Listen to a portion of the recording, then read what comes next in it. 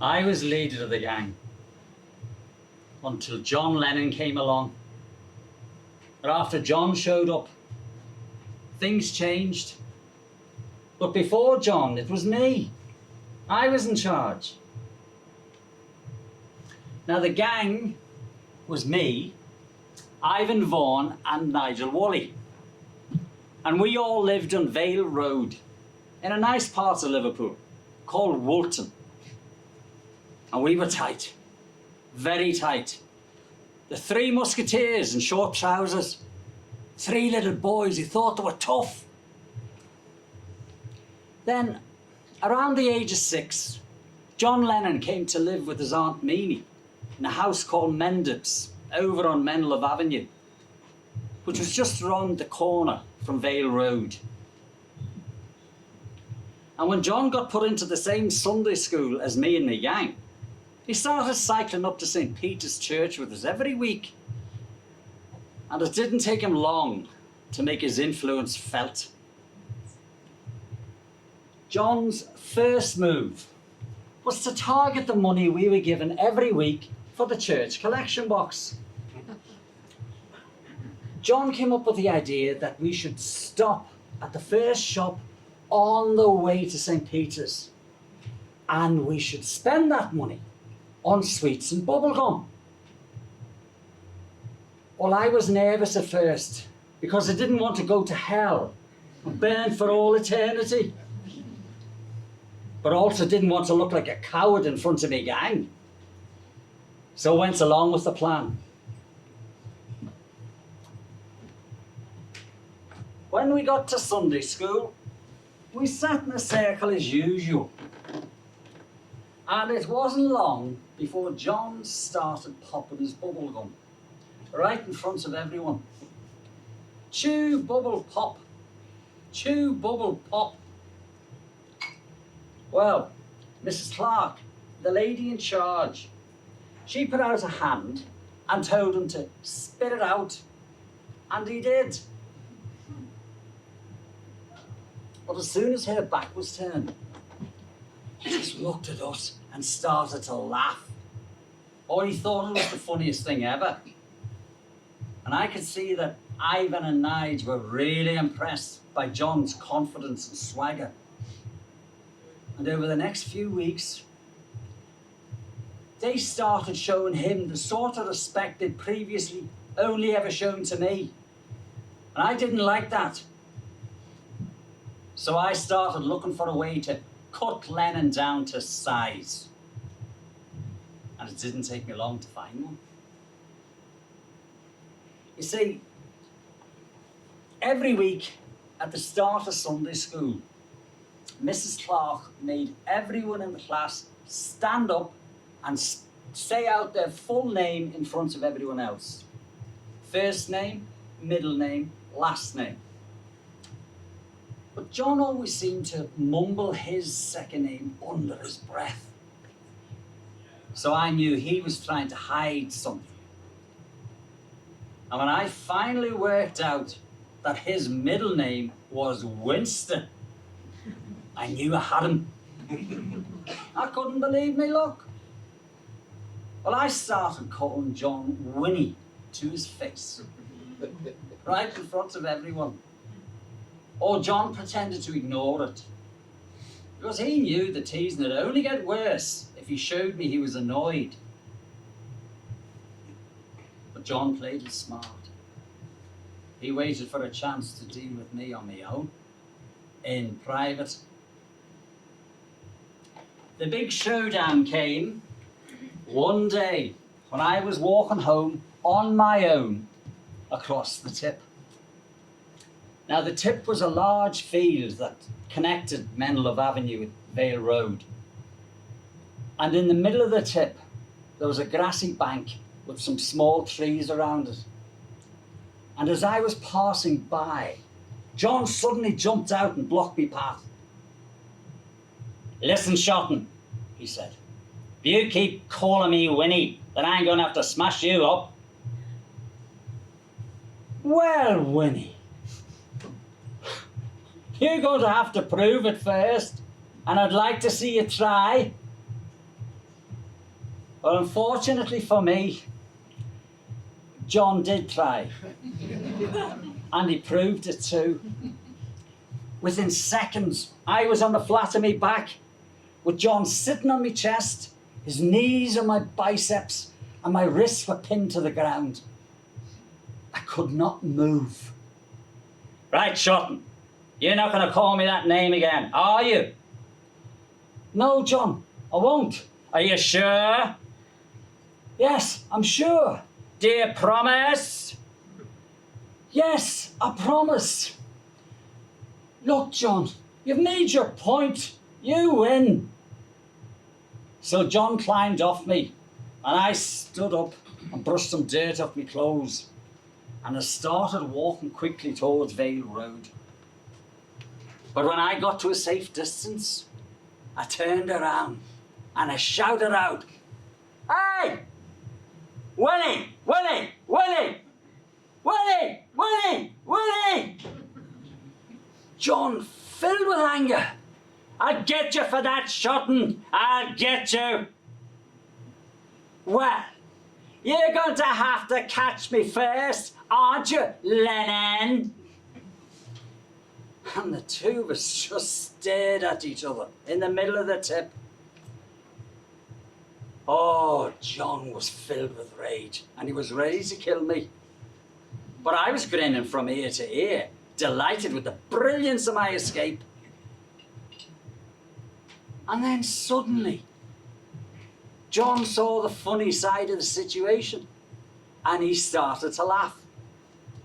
And I started to laugh too. And in that moment, somehow, we became best friends. And for the next 15 years, we were inseparable. Lennon and Shotton, Shannon and Lawton, like Siamese twins. Well, we had the same sense of humour, and we both looked on life as one big laugh. Oh, John could make me laugh so much that I could hardly breathe. That's the truth. He would do something funny, and I'd end up gasping for air and making strange high-pitched sounds. John used to call that squeaking. And his ability to make me squeak got me into a lot of trouble when I was growing up. Especially when we both ended up in the same class in Quarrybank High School for Boys. Quarrybank High School for Boys had a good reputation amongst parents in Liverpool. But it was very stiff, very English. All the teachers wore black gowns, and the boys had to wear school scarves and horrible school blazers with a school crest. We even had a school song, a song of the quarry. It was like something out of Tom Brown's school days. Oh, discipline was key. The school was very strict. If you misbehaved, you were given a black mark. And if you got 2 black marks, you were given detention. And that meant you to stay back for an hour after school and pick up rubbish. It was a pain in the neck. Of course, John and I were often in detention. Well, we were the class clowns, and we were always in trouble. School was just a big game to us. Or we do things like put alarm clocks into school bags and have them set to go off during lessons. Or we'd fill bicycle pumps with ink and squirt them at the teachers when their backs were turned. And once we even fixed up a blackboard so that it collapsed as soon as the teacher started to write on it. It was the best of fun.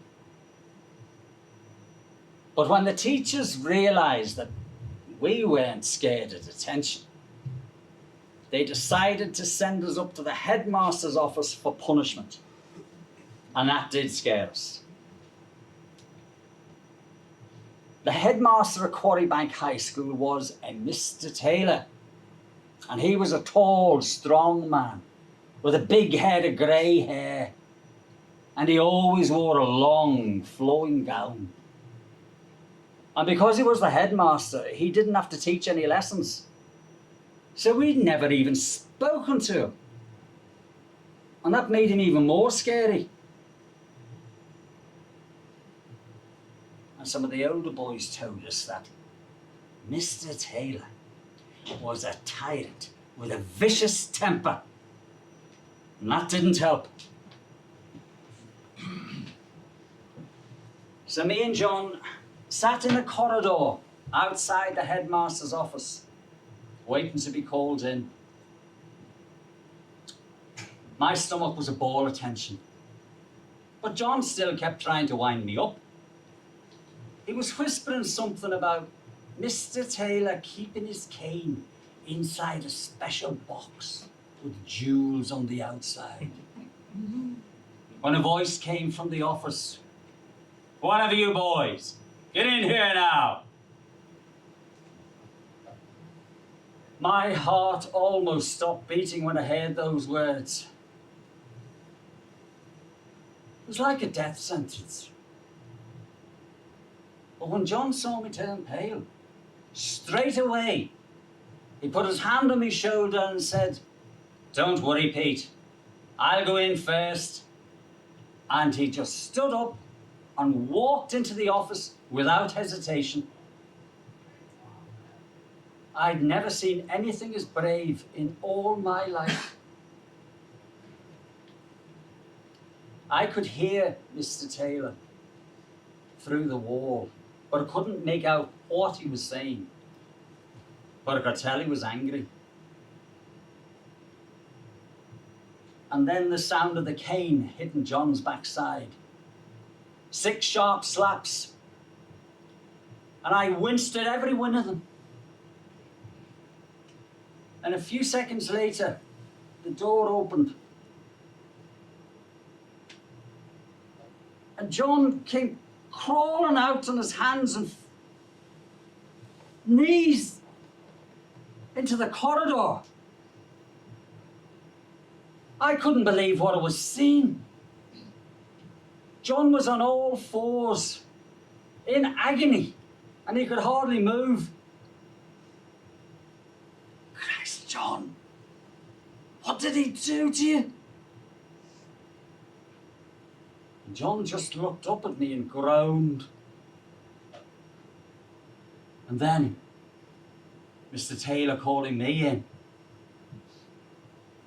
And as I stood up with my legs trembling, John winked at me and gave me a cheeky smile.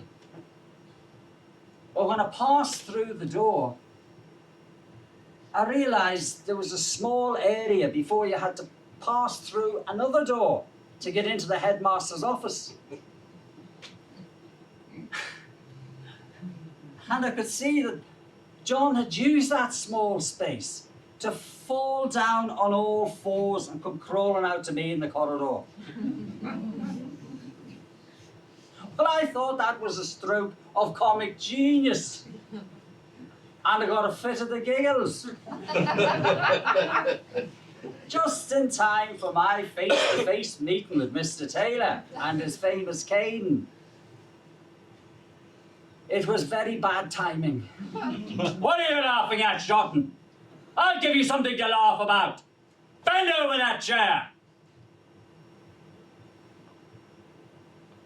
And right there and then, Mr. Taylor gave me the worst thrashing of my life. And when I came out of that office, I could hardly move. John was waiting for me down the end of the corridor, wiping tears of laughter from his face. "Lennon, you bastard! You almost got me killed!" It was all I could say.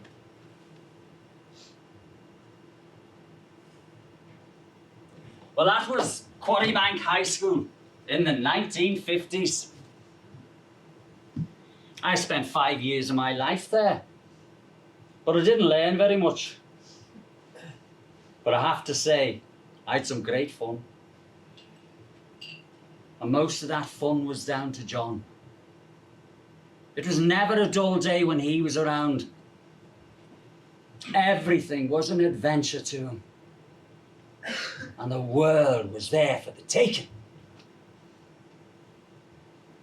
I'll give you a good example of what I mean. Every year, Quarrybank High School held a school fete. It was basically just a garden party.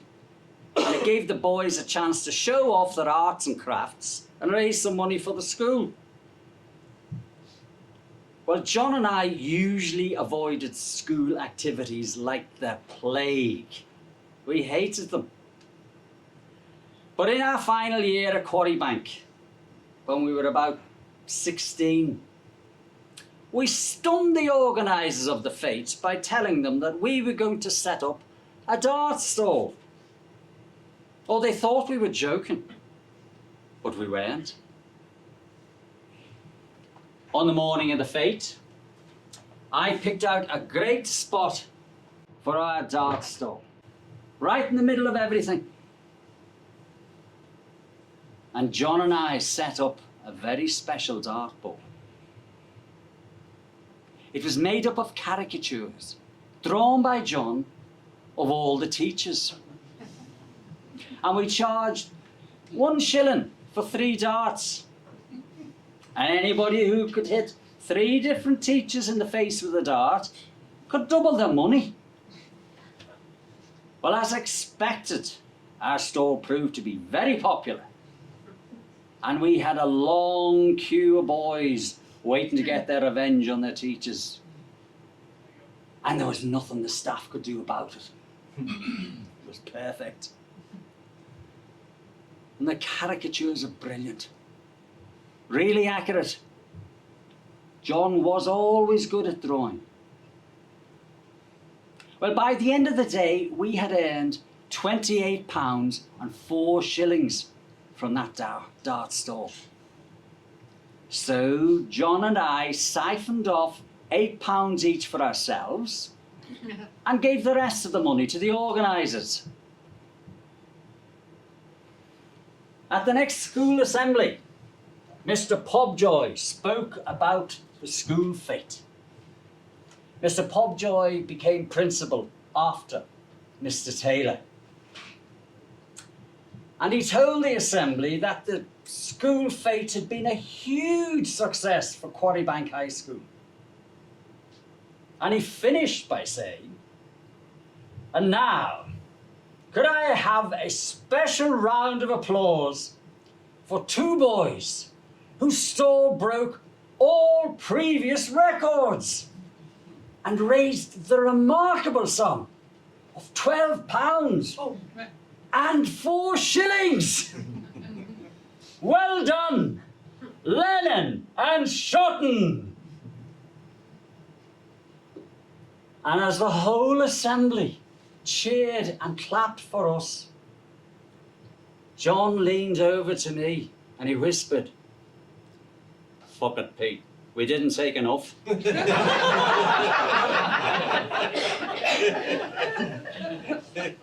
And that was the John Lennon I knew. He always wanted more. And that's why he was leader of the gang.